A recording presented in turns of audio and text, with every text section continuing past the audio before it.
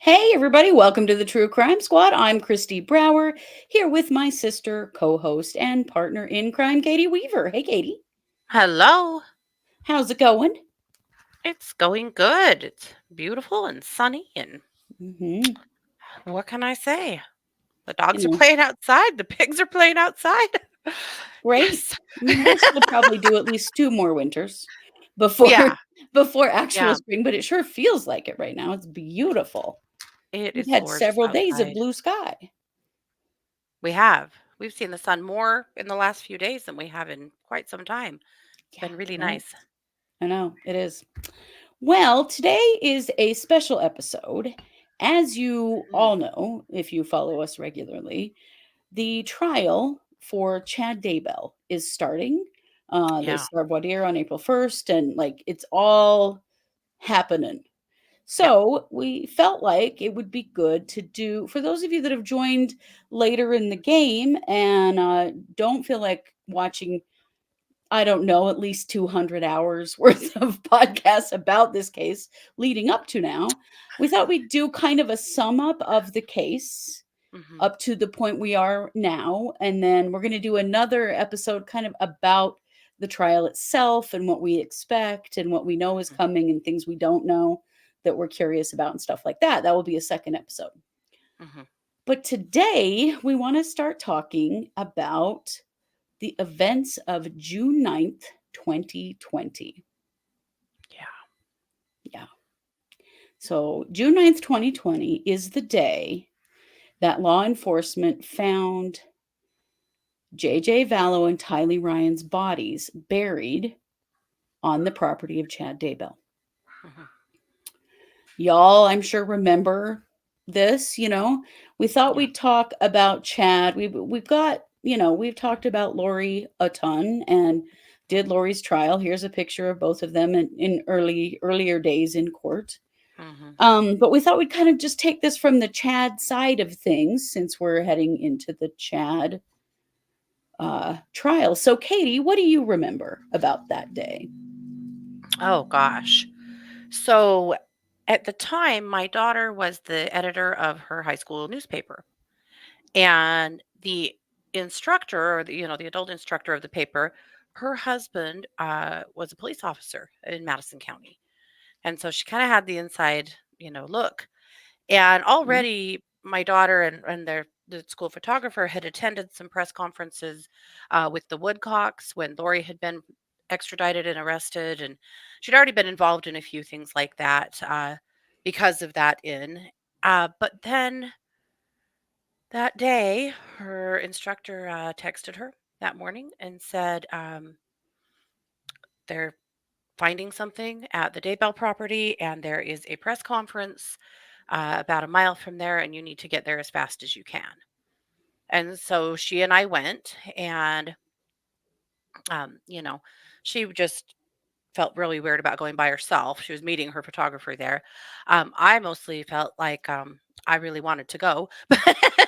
So, Yeah, from the because we podcast were perspective, already we uh were already huh. podcasting about this case at Yeah. that Plus, point. it was huge news. Nate Eaton had already been posting about it. He was in a helicopter over the property, Hmm. getting some sneak peeks. So we drove out there, and this is way out in the country, and it's not too far from my house, but it's out in the country. And so we headed out there, and just about every road we tried to go on was blocked. They had traffic blocked around Chad's house for a good mile all the way around it or more. Hmm. And so we weren't even sure how to get to the media staging area. But as it happened, one of the roadblocks we came across, the officer manning it was also the resource officer at the high school. And Mars knew him Oh. well. So she stopped and talked to him, and he told her exactly where to go to get to the media staging area. So we went there. It was about a mile from Chad's house. You really couldn't Hmm. see anything. Uh, but that's where it was at, and we were able to, be a part of that, the press conference, the initial press conference from the sheriff's office saying that, yes, we have found remains. At that time, they had not said they had found 2 bodies. They just said that they had found remains that they were working on identifying. And that's kind of what happened. And then basically we were just to go home, which we did. But it only took until later that evening for them to pull all those blockades out. And then they had like 24-hour surveillance or security on the scene, but you could drive right past it at that point, drive right up to the fence, which we did do and got some good footage then. And but even then, there were rumors swirling that they had found both of the kids, but that was Yeah. not confirmed for a few more days. Actually, when the Mhm. screwed up and accidentally said so in an interview, but Yeah. but that's what I remember of that day. That's what happened from my end. It was very, very interesting. Yeah. Mhm. Well, Really and I so remember. to think that just Oh, a yeah. mile from where we stood there, that those children's bodies were being dug up. It was really we had fully believed Chad was involved at that point, when Oh, yeah. this happened, but for a lot of people around here, that he was being defended, voraciously in the news, Yes. or in not in the news, but, like on social media and stuff like that. His son-in-law, Joseph, had been absolutely trolling Nate Eaton, uh, Mhm. defending Chad.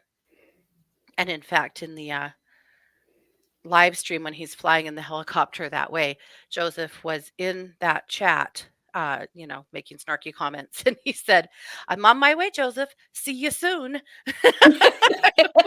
Yeah, he did. Okay, Nate. Well, and I remember then later in the day when things kind of settled down, I drove up and we went back over there, and then you could actually go down the road. So the house is at the front of the property, and then further back, Mhm, at the back of the property is where they were searching. And we had a pretty good idea that there were two bodies because there were two locations that were protected. mhm. Also, remember, the stuffed, was it a dog or a teddy bear? What was the stuffed It toy was a that was sitting? dog. It Yeah, was a dog, and as it turned out, the intel on that was wild. There was a lot of things said. As it turned out, it was like a little ceramic dog or a metal dog that had a little bone hanging from its mouth that Tammy had put out there to mark her pet cemetery. yeah, but it was so eerie to see it sitting there because it looked kinda Mhm. looked like a children's toy Yeah. sitting there, and then you see these 2, like, tented areas that were Mhm. protected that, we knew looking at it, there's 2 bodies here. That's Yeah. why would they have 2 tents if there was only 1 Right. body here? Yeah. It was a really dramatic day in this case, and it was a dramatic day for us and our communities because, Mhm. everyone had been wondering where these kids are. At this point, Lori had been in jail for several months Mhm. here because she refused to show up and, produce her Produce the children, and so kids. she'd been Yeah. extradited back from Hawaii. Mhm. And this was the first time that this was when Chad was arrested. Mhm. So, while this was happening, they had served a search warrant on him, and then he went and sat in his vehicle while they were searching.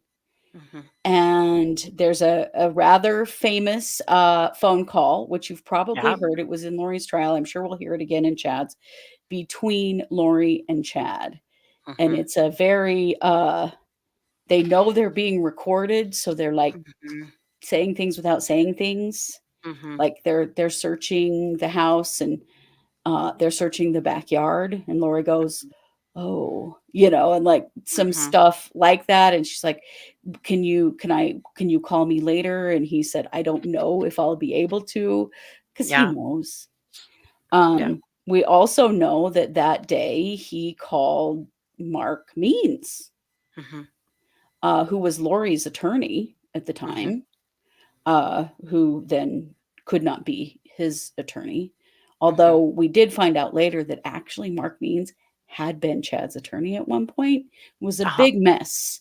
It turned out to be a big mess with there potentially being a conflict of interest there Yeah. because Well, Chad in had, May, Mark Means had announced on Twitter that yes, if you need to contact Chad Daybell, that he's retained me as his attorney and you need to speak to me. yeah, Yeah. yeah. And I mean, that came, and my Mark, of course, was Lori's first defense attorney Yeah. in her case, and so that became a real sore spot for a while with the Yeah. prosecution, particularly, and is part of why Mark Means was eventually removed from this case. Yeah. But he was calling an attorney. He knew. He also Yeah. tried to take off. At one point, he just He did. started going up the road, and they went after him, and that's when they Mhm. arrested him. Yeah. So But yeah, he he was tried to sitting just there, drive away. yeah, because he was sitting there watching them dig up that property in the back where they knew. He Yep. knew. He knew they knew at that point that the Yep. children's bodies were there. Yep. So Chad was arrested and he went into the Fremont County Jail in St. Anthony, Idaho, because it's Fremont County. Fremont County butts right up to Montana and right up to Yellowstone National Park. So if that gives Yeah. you a feel for where we live, we sort of live Yeah. kind of in the valley before Island Park, which is the national park before Yellowstone Mhm. at the west entrance. So Fremont County Jail is a tiny, tiny little jail. St. Anthony, Oh, Idaho is yeah. a tiny little town. Mhm. And he went in there, and then eventually he actually retained John Pryor Mhm. to be his defense attorney because Mark Means was like, well, I can't be yours because I'm Lori's. Mhm. And that's when, well, a lot of shenanigans in Lori's case began. Mhm. And things were fairly quiet in Chad's case. He was sitting in Fremont County Jail eating Hot Pockets, and they were, duking out whether or not Lori was competent to stand trial. She went Yeah. into a state hospital for 10 months. Mhm. And during that time, nothing could really happen other than just, you know, really simple things or just Yeah. nothing major in the case. Right. And so he has spent a huge amount of time sitting in jail Mhm. because from the beginning when they were originally arrested when he was originally arrested, he was arrested for um destruction of and concealment of evidence. Mhm. It was actually a little while later that a grand jury indictment came out that indicted he and Lori Mhm. for first degree murder, conspiracy to commit first degree murder, grand theft, all this stuff in the deaths of Tammy Daybell, Lori, or Lori, no, JJ Vallow, and Tylee Ryan. Mhm. There was a preliminary for Chad, though, before the grand There, jury indictment, that's right, there was. and it was a pretty fascinating, experience because we learned a lot in the We preliminary did. that we didn't already know, Yeah. about the investigation and the details of the case, and Hmm. that was a very, contentious affair. It lasted for 2 days. It was. Yeah. And that's where we really first started to learn about John Pryor and, Hmm. how much he clutches his pearls and Yes, there was lots of pearl clutching, and and the a way he lot of speaks to the prosecution judge. speaking on me. Mhm, Yeah. mhm. There was some problems in the courtroom because, again, we're in Fremont County. The the courthouse is a billion years old. The Very everything in there is small. not great. Yeah, the Hmm. sound isn't good, the heat's not good, the AC's not good, like, Yeah. they're doing the best they can. It's a beautiful building, beautiful, Hmm. but, it's really old, and in that courtroom, it's pretty echoey, and they were trying to, there were some problems with people being able to hear, Yeah. and that's when the infamous moment happened when Pryor looked around and said, "Oh, I thought I heard someone in the corner," and stared off into a blank corner, and It was teased relentlessly about that Mhm. online. I don't know who would do that. It wasn't. I can't imagine. Can't be We me. No. John Pryor, would we? But, We are the that queens of was teasing John Pryor. yeah. But then there was a grand jury indictment, and so that was kind of the end of it for, there wasn't a probable cause anymore. Anyway, it kind of it changed the game a little bit, and there It never did, but was one for Lori. no, she waived hers after That's right. his case was carried over to district court. She waived hers. But we Yeah. learned a lot of evidence that they had from the police officers, from some of the FBI techs, and Yeah. we were starting to see that, wow, they had done their homework. Mhm. The law enforcement had a huge amount of evidence against both Chad and Lori. So Well, then the but see, case at was that carried over into point district court. What? yeah.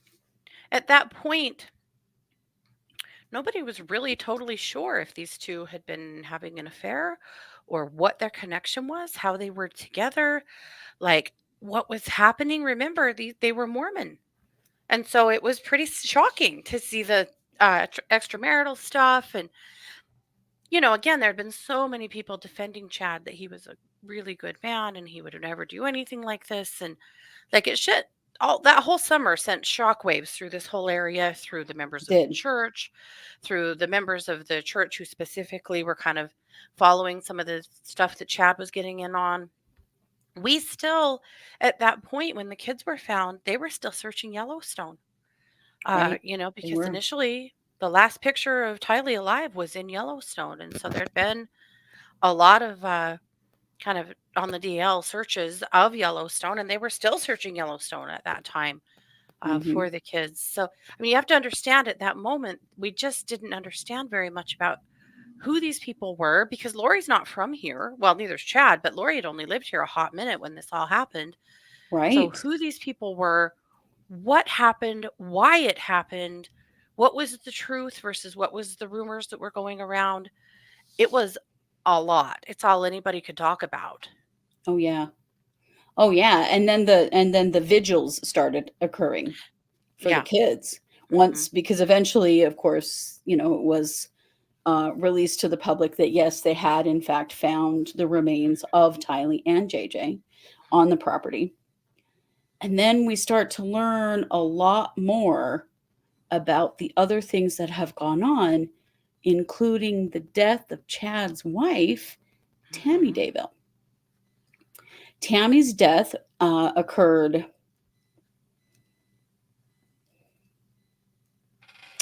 October 19th I think that's right. I was just of gonna look it up, but I 2019. think that's right. Yeah. So we think that the kids died in September of 2019, Mhm. and then Tammy died in October of 2019.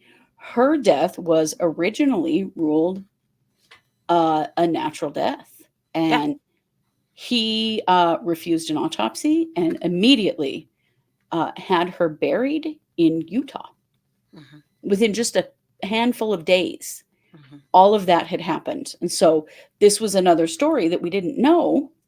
Mhm. But it turns out that when those kids went missing and were reported missing, and the connections started being made between Chad and Lori and those children, Mhm. um, Tammy Daybell was exhumed and an Yeah. autopsy was done on her. But we didn't know what the results of the autopsy were. We didn't know her cause of death or if she was considered to be murdered or not Mhm. until the grand jury indictment came out indicting Chad and Lori for the, first degree murder of all three of those Yeah. people. So Chad is charged with first degree murder in Tammy's death, Mhm. first degree murder in Tylee, and first degree Mhm. murder in JJ, Mhm. along with conspiracy to commit murder on all of them. Mhm. And then Lori is charged with, or was convicted of, conspiracy to commit murder in all three cases. And of Mhm. course, if you've been paying attention to this case, she was convicted last year and, sentenced last year. So she was convicted on all counts and Mhm. sentenced to 3 consecutive life sentences plus a bunch of time for the, what was it, 10 years, I guess, for the, um, grand theft, which the grand Yeah. theft was the theft of, for her, it's the theft of the Social Security Yeah. of her kids, and by lying about them being, not, continuing to receive their Social Security after they were in fact dead. Yeah. And Chad is charged with grand theft for life insurance fraud Yeah. because he received what, like $430,000 after Tammy Yeah. died. Somewhere right in that ballpark. Yeah. So So that's Tammy was exhumed on December 11th. on December 11th. Okay. And then I believe that Lori's brother Alex died on December 12th. It was Yes. right in line. Yeah. Yep. All of that happened in that last quarter of 2019. Hmm. But really, it didn't have a lot of meaning until Chad was arrested. Hmm. And then the grand jury indictment came out. And then we realized they're being charged for Tammy's murder as well as the murder of the kids. Hmm. Yep. And, their early days, there were just a lot of shenanigans around. John Pryor's favorite thing was to be being picked on by the prosecution, and he Hmm. wasn't getting everything he needed. And there was Hmm. a lot of that kind of just subterfuge, really. Well, John and Mark Means too. And if Yes, you're and wondering how this marriage made in hell of Chad Daybell and Mark or John Pryor came together, because it's a weird one. yeah, His office is in Caldwell, Idaho, which is 5 hours from here, outside of yeah, Boise. Like, why? Well, it's because Mark Means shared an office with John Pryor. So that's how he got roped into this. I wonder if John rues the day he ever said yes to this nonsense, or if he still feels like this was a solid decision. I mean, no offense either way. I'm just curious to know. Like, do you think he is yeah, glad he took Chad on, or if at this point if he's just like just so over all of it? I wonder because he tried to leave yeah. a couple months ago, but He did. He tried to get off the case, and too late. but obviously these two were putting their heads together in their office and saying things like, "What's the most outrageous and ridiculous thing we could pull in court?" And then Mark Means would go do it. And John Yes, Pryor yeah, would sit in silence and let Mark do the dirty work. We felt like that forever. And I still really Well, feel that that's yeah, true. That yeah. John would get him spun up to do the thing and he'd go do the thing and make a complete fool of Well, himself. particularly because we've seen Pryor bring some of those things up now Hmm. before Chad's trial that had Hmm. been brought up by Mark Means way back in the day. Yeah. So let's kind of jump forward to leading up to what was supposed to be a trial for both Lori and Chad. Their Yeah. cases were joined, Hmm. and so this was going to be one big trial. Hmm. John Pryor had tried on multiple occasions to get these cases severed. He did Yeah. not want to work with Lori's camp, Hmm. and the judge had denied that a couple of Hmm. times. Even though he had said multiple times that being joined with Lori would be very detrimental to his case. Yeah. You know, that he needed to be separated from her because that would his defense needed them to not, these cases to not be joined. I always Hmm. thought I understand from the like economic place of the judge Right. going, we aren't trying this two times. It's too expensive. It's Hmm. too ridiculous.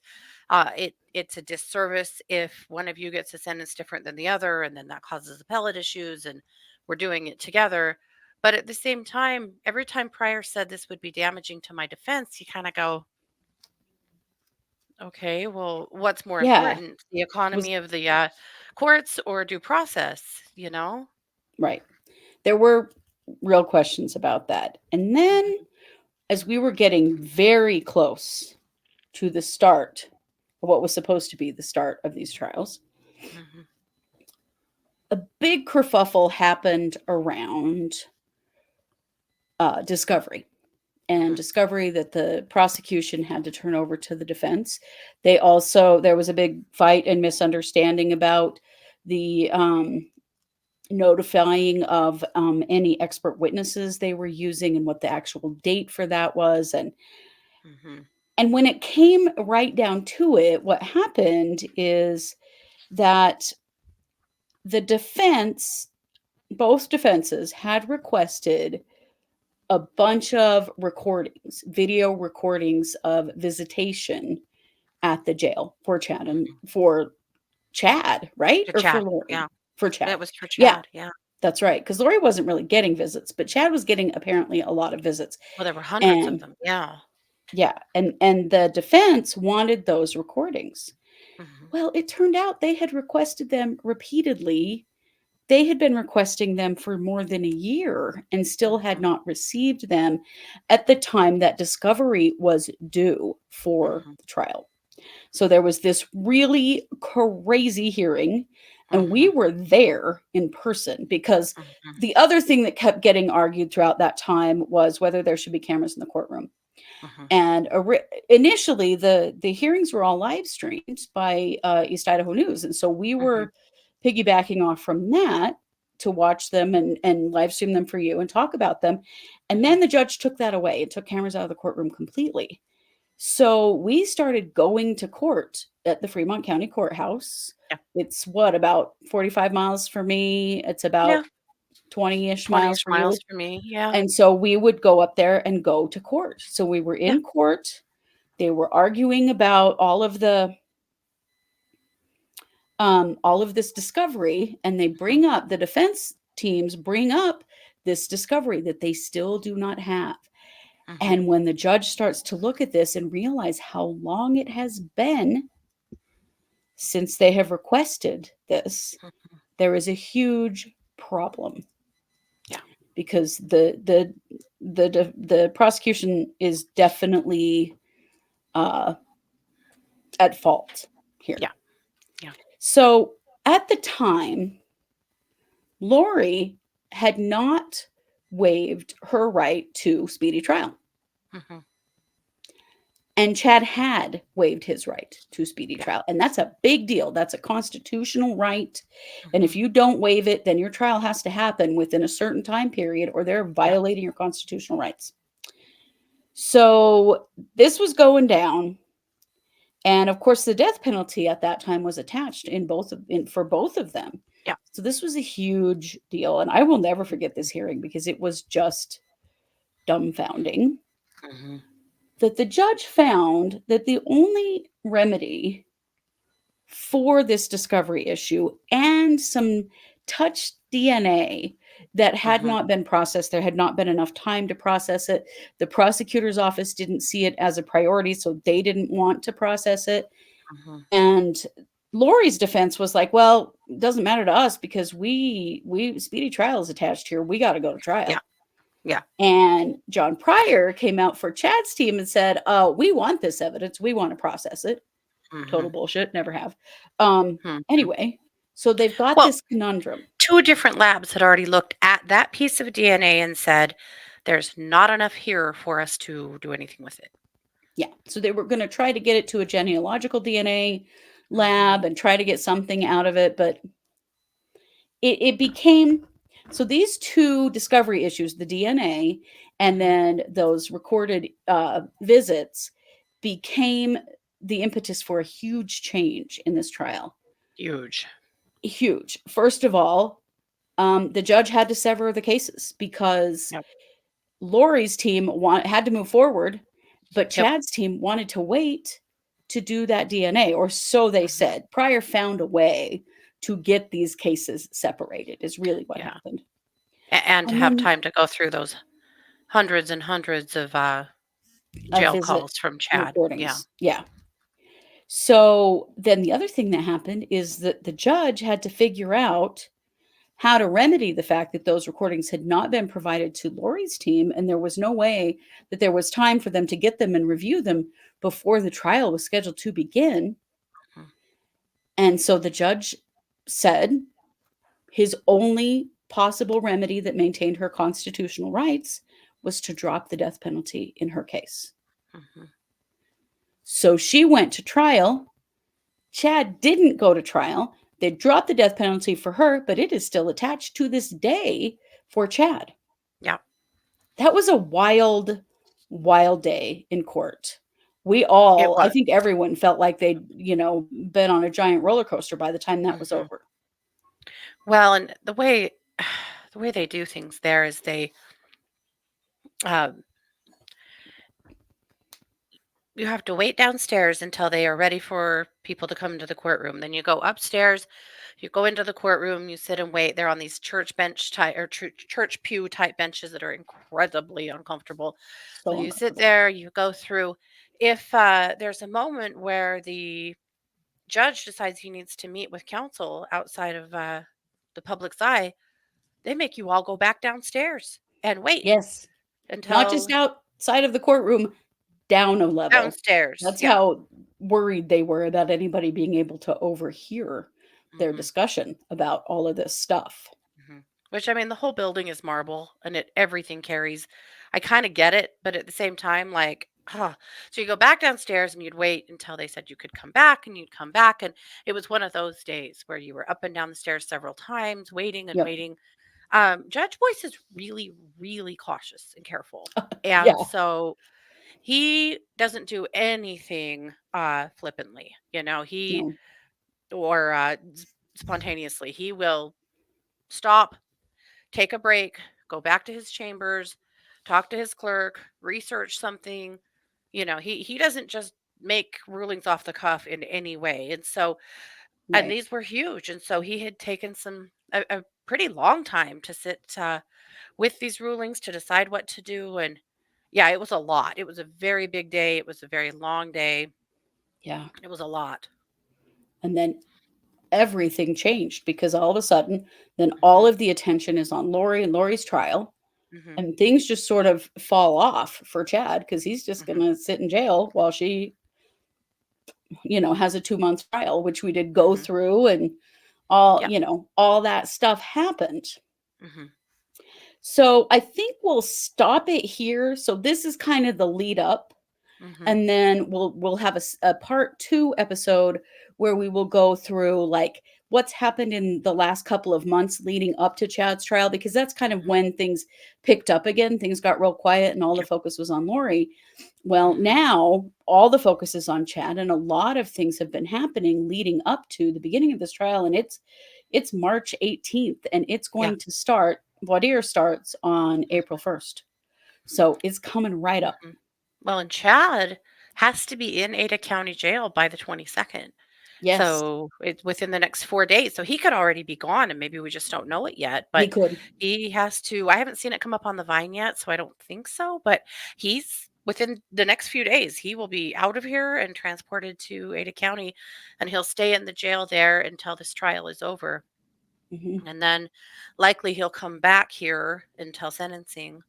That's what they did with Yep. Lori anyway. Yeah, and But be sentenced in Fremont County and then mhm, transferred to then the head Department of back Corrections. to the prison. Yep. Yep. Likely also he'll be in Boise, well, Yeah. forever. Yeah, Chad. Uh-huh. Yep. Mhm, Forever. So that's the beginning, and we will tell you where we go from here in our second episode. But we felt like mhm, it's a really important thing to revisit where this all came from and how it all happened, mhm. so that if you haven't heard all the stories, this is a synopsis of that. And of course, we have a huge playlist on our YouTube channel of all of the episodes that we have done, a Yeah. couple of hundred of them. If you ever want to go peruse that and pick up some specific things about the individual players in this case, and we'll be Mhm. talking about all of them throughout the trial because many of them will be testifying, and we'll Yeah. talk about a lot of them. Mhm. But yeah, we just wanted to kind of catch you up. Yeah. So this is part 2, and we will This is be part back. 1. Or part 1. What am I doing? This is part 1, and we will be back in a day or two with part 2. Mhm, So, as always, our eyes are solidly on this case as they have been from the very beginning. This mhm. case is really important to us. And to be perfectly honest, we probably know more about it than any other podcaster you could possibly listen to about this case, because this is local to us. We live here, Mm. and we lived here as it was all occurring. Yeah. So if you have any questions, feel free to drop a question to us anywhere that you watch or listen to this case. Go over and follow us on Twitter. We'll be talking about it over there too. And we will be live streaming the entire trial right here on our YouTube channel. And we'll be doing live streams every night that are a sum up of what happened in the Yep. trial that day. So we're gearing up for some major Chad Daybell time. A lot to come. Yes. Yes. Yes, yes. All right. Well, you know it. We are the True Crime Squad. Thanks for being here. Take care.